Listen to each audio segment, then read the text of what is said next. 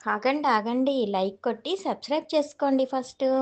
Groceries అన్నీ మీరు షాపులలో తీసుకొచ్చుకుంటారా? నేనైతే ఇట్లా రైతుల దగ్గర తీసుకుంటా అండి. ఆవాలు, జీలకర్ర, మెంతులు, ధనియాలు ప్రతి ఒక్క ఐటము రైతులు మాకు ఇంటి దగ్గరికే వచ్చి వాళ్ళు జోకిస్తున్నారు చూడండి.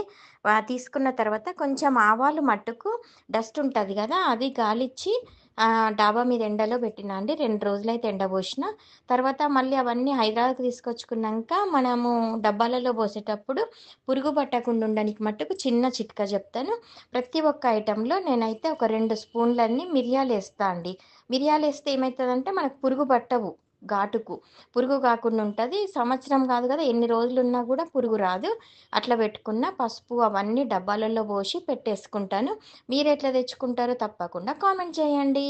లైక్ చేయండి, షేర్ చేయండి, సబ్స్క్రైబ్ చేయండి. బాయ్ అండి. Thank you.